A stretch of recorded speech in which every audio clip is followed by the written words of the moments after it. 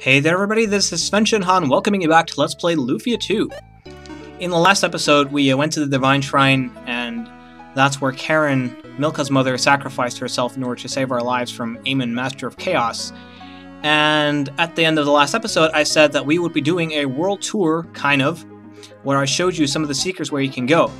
So after you get the ship, basically you can go anywhere on the planet, and on the planet of Lufia 2, that is, and you can explore a lot of the game. Now, you can't really get everywhere yet, but you can explore... Whoa, those are weak to dragon? Oh, this is Blaze's Inferno attack, one of the most powerful things in the game that really rips apart enemies, as you can say. And that's... oh my god, that's why I love him so much. So anyway, you can basically explore most of the world right after you get the ship, but I prefer to wait until after you get the submarine upgrade, for the simple reason that it's so much easier to get around without being attacked. So to the southwest, basically, of Portravia and Barnon, you have another shrine where you can get capsule monster Myconito something. It's named after a mushroom, a fungus bud. Basically, his name is Darby, so let's traditionally uncrapify his name. And this is a dark elemental capsule monster.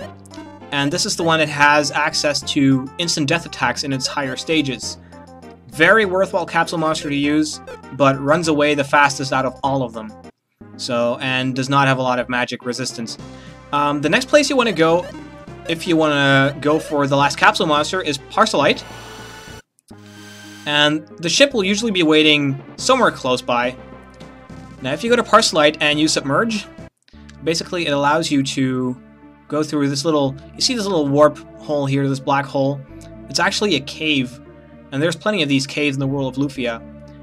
And once you follow this one to the end, basically there's... you can see those little warp places, and they take you places. And essentially that's the capsule monster's cave. Now I want to know what the other one takes you to.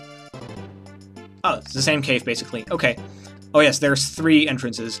So here we have the capsule monster Red Fish, also known as Zeppi. Now, while we give him his normal name, in the US version of the game, actually this cave has a couple of graphical glitches causing the name to look really weird. Something like UE Mod V Cave with a couple of apostrophes and exclamation marks in there. And the one I'm playing is the European version of the game, where everything has been fixed. So right here we have a secret fruit, and I'm not sure, but I believe that the other entrance also has a secret fruit. Now, it's important that you remember which of the treasure chests you open and which ones you don't, because it's going to become important when you start going for the dragon eggs. And actually, the dragon eggs is what we'll be going for next. So once we get back up to the surface, I'm going to show you exactly where this island is, this fabled island. First, we're going to have to unsubmerge. And it's probably a good idea to... actually, there's something else that I want to show you. Actually, that's not a good idea. I should go to Alan's. It's probably the better bet. See, there's a couple of places you can go once you get the ship that are kind of cool and interesting. So if you submerge, basically there's a little island off the coast here. And the enemies here only drop fruits. And let's see, let's get into a battle. Yes, this is an evil fish, and they drop charm fruits. And these are in the in one of the towers that you go through. I think in Narcissus, when the women get kidnapped, there's a lot of those evil fish there, although it looks more like a squid to me. And they have the chance to drop a charm fruit, or a secret fruit. Oh wait, the secret fruit actually drops from the Gorams. So you can get secret fruit and charm fruit there. There are several of these islands. In fact, there's one of them right by Elcid as well, I believe, if I'm not mistaken. No, I don't want to go to Elcid. And no, Tia doesn't actually appear in Elcid right now. Actually, I didn't have to submerge, it's right here. So basically, this is another island where only monsters that drop fruit appear. And there are several of those throughout the game. Basically, just look for small islands where there's nothing else on the map. And that's where you want to go. Anyway, in order to get to the place where you have the shrine, the dragon shrine where we're going to, it's probably a good idea to go in this general direction. Or wait a second, I'm probably already getting lost. That's where Barton is. That's where we're not supposed to go, I think. Basically, the world is not flat. Any place in this world of Lufia has connections and leads to some other place. I believe that this is the one that has another town. Which one is this? That's Derail. Okay, that's going to become important after Barton. It's good to have that. It's kind of hard to get your bearings because Lufia 2 doesn't really have a world map that you can view. But basically there's just a lot of sea. And I think that the island where we're going is... this is the continent where Portravia is. And if you unsubmerge right over here, this is the town of Pico Forest. I haven't seen any tourists for such a long time, but as you can see, there's nothing to see. That's sage advice there. And, you know, basically she's right. There is not much to see here. I think there's, when your wish comes true, the 8 eggs are sent to treasure chests all over the world. We see a closed treasure chest that was once open and eggs definitely inside.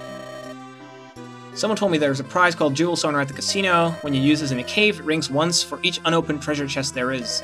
If you have this, you can go back to the caves and collect all the dragon eggs again. That's basically it. I mean, this sounds really familiar if you're a fan of the Dragon Ball Z anime, which I used to when I was a kid. But anyway, this is the place where you want to go. Small shrine to Dragon Egg.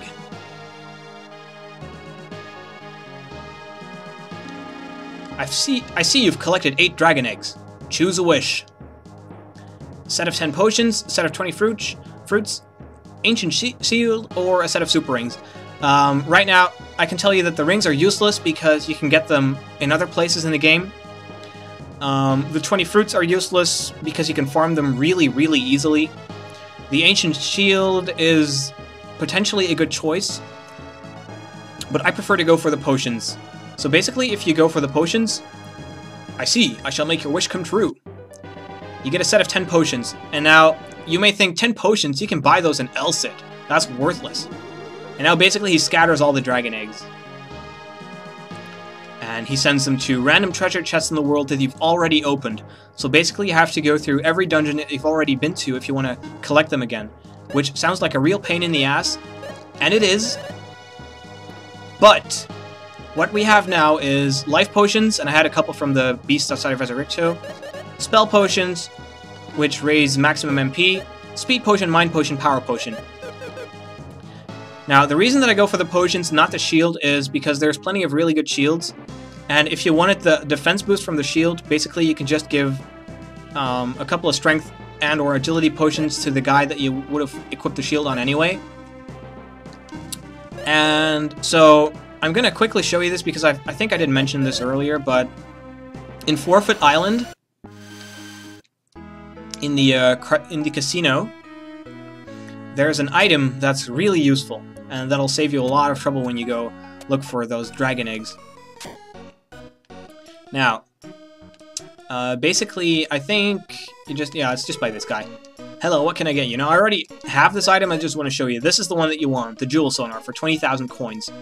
You can also buy this for 200,000 if you just get your coins exchanged, because it's a 1-to-10 ratio. So, it's definitely an item worth getting, and I'll show you how it works too. It basically rings once when you're in a dungeon, and that's not the stairs that I wanted to go to.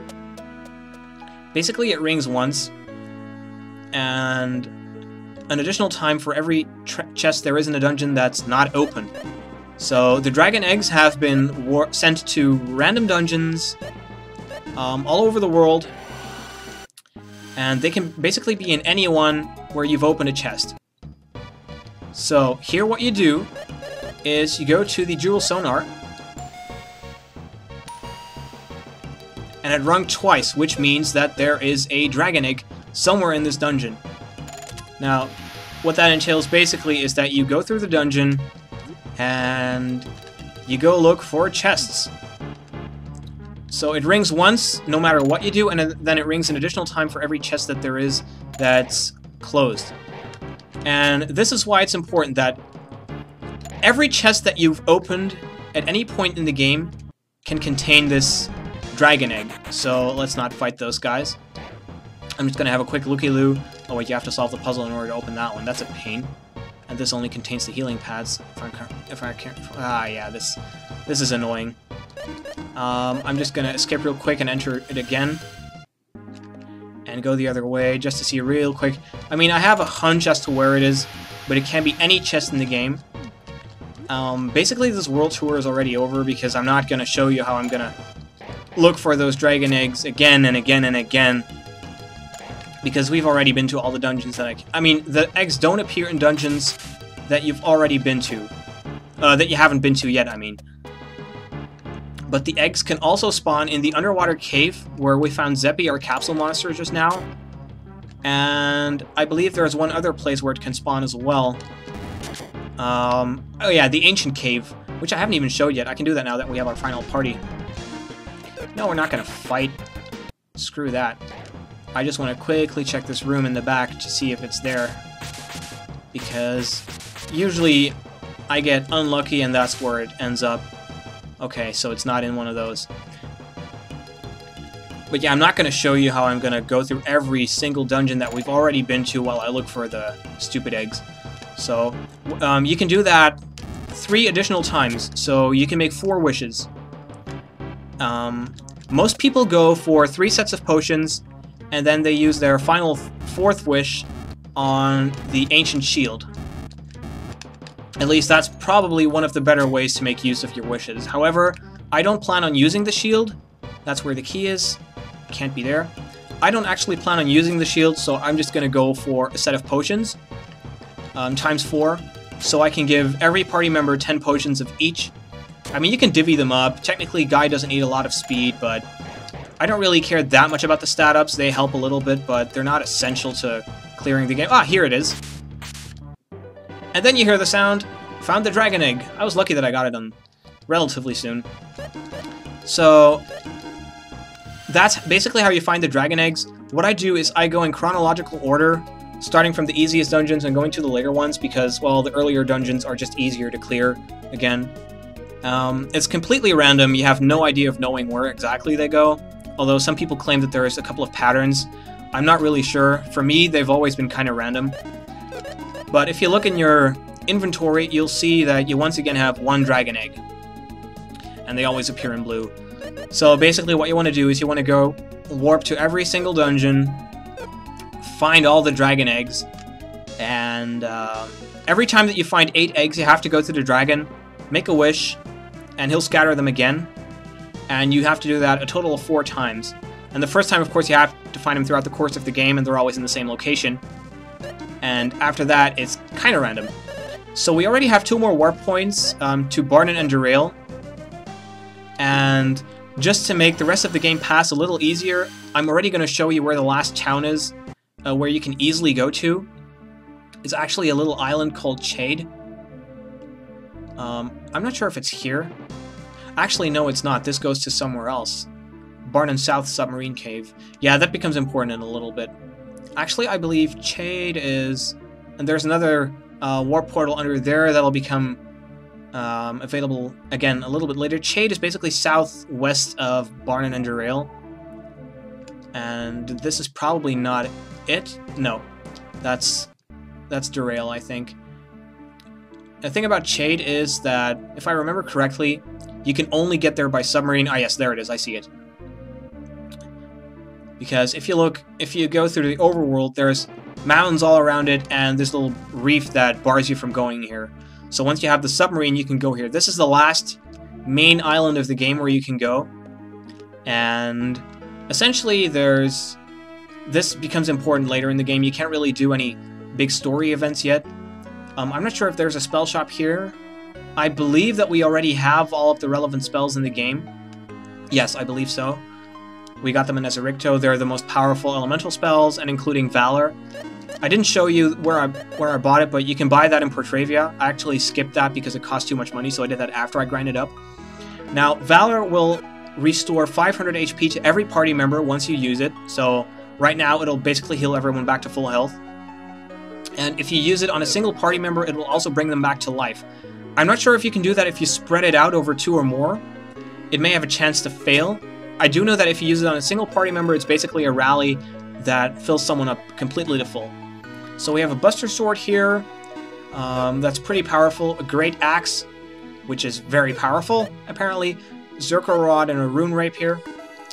I'm not sure exactly which element this is, I believe it's Light Element.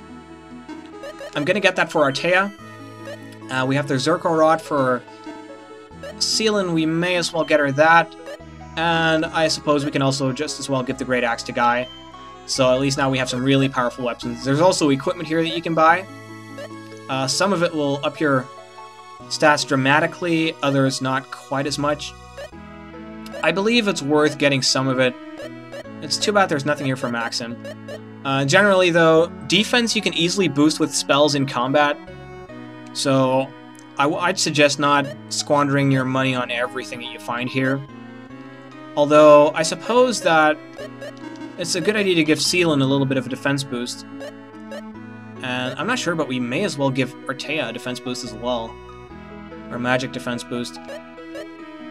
In fact, let's just do that, because we're going to be going up against a really powerful enemy. And normally, you're supposed to only beat that one until you're at the very end of the game. Now, I'm almost out of money again. That sucks. So basically, now we can warp to all of the major parts of the game where we're supposed to go. I'm going to quickly warp to Derail and see what equipment we missed that we can get for Maxim, because right now I believe he has the lowest defense out of everyone. So I'm just going to fill... I'm sorry, but we're out of stock right now. Oh, that's it. Derail doesn't sell their items yet. Well, I know for a fact that Barnan does, so Barnan it is then. We're just warping around the entire Earth here. And after we check this equipment, I'm going to call this an episode. I'm probably going to have to cut out a few bits where I do some useless things. Maybe not. This is going to be the last fully useless episode for a while, because... there's the shop. How could I have missed that so easily? Oh well. This is basically the last really useless episode in the game, if you want to call it that, because right after this, essentially, there's only really important story events. So, Platy Shield. Let's see, do we really need that? Well, we bought the new armor. That should suffice. We can actually upgrade Guy and Maxim even further. Well, everyone's around... Nah, I think this will... Yeah, this will do. We don't need to go all out. Actually, no, let's just be decadent. We don't need the money for anything else anymore, really. Except for food for the capsule monsters, but we can do that at any time. So let's get the shield and the helm. Do I want to trade the standard defense for the magic defense? Probably not. Let's just get another shield for Guy. And as opposed to another Platy helm for... He's not losing anything by that, so... Yes. And if you want to, you can sell off all the useless crap that you don't need anymore. You can also feed it to your capsule monsters. I'm gonna sell all of the armor because I'm not planning to use that anymore. At this point, basically you don't need really powerful IP abilities because you can get most of them from spells. Like the powerful healing and the defense boost and stuff like that. You don't need the battle driver because no one can really use it. Pounder rods, generic weapons. Don't sell the Gady's blade. Burnt sword is not really needed anymore either. Although maybe for the element. I'm gonna keep the elemental weapons because maybe they're useful, maybe not. Anyway, I think we've been going for long enough now. This is a useless episode.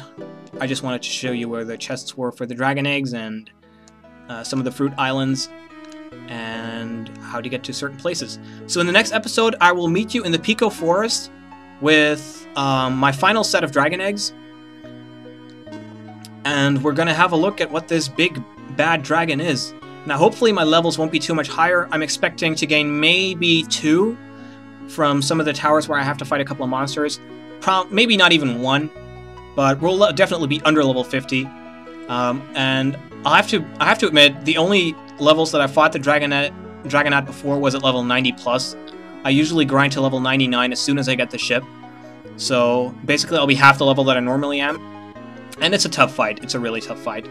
but it's definitely worth it. So thanks everybody for watching, and for putting up with this World Tour episode, and we'll see you next time when we go take on the Egg Dragon, which will be one hell of a battle. See you guys then.